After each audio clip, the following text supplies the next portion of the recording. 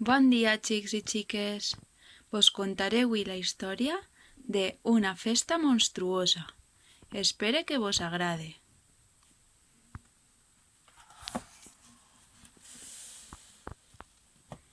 La bruixa Sebastiana estava molt enfadada. Volia anar a la festa dels monstres, però el cartell de la porta deia que no podien entrar les bruixes. «Doncs jo entraré», va grunyir.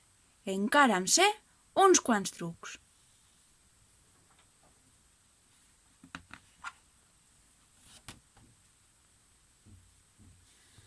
Un cop a casa i en companyia de l'Atzar, el seu gat, i del gripau Saltimbanqui, la bruixa Sebastiana va conjurar el mag dels pantalons màgics perquè li digués quin encantament li convindria més.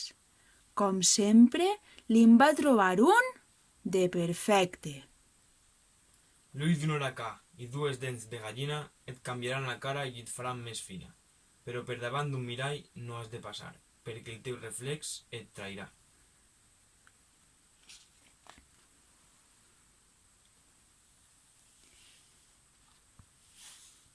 L'encantament va ser tot un èxit. La bruixa Sebastiana es va convertir en un follet rodanxó, acompanyat d'un bonic porquet i un esvelt llimac.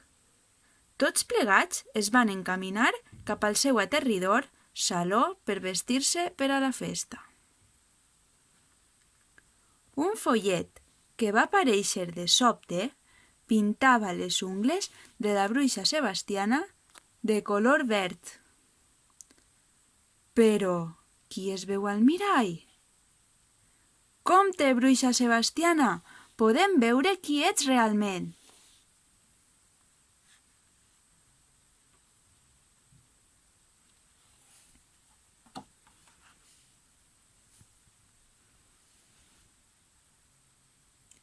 No hi ha res que agrade més als monstres que celebrar una gran festa. Tots els follets ballaven i els gnoms golafres no paraven de menjar. La bruixa Sebastiana era la reina del ball. Però a qui acaba de veure l'Atzar el porquet? Doncs a l'Atzar el gat.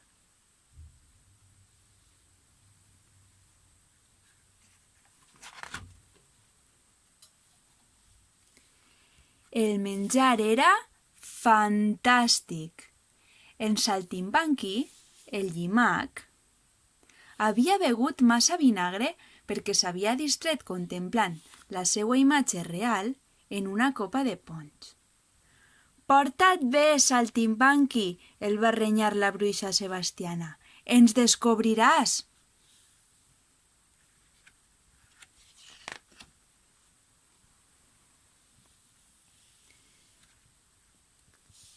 De sobte, un gran bram de ràbia va travessar la sala quan un gnom enorme va assenyalar el mirall de la paret i va cridar: «El follet de la capa morada no és un follet, és la gran bruixa Sebastiana!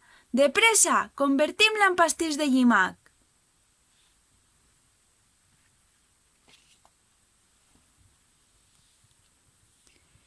Però la bruixa Sebastiana era massa llesta per deixar-se enxampar.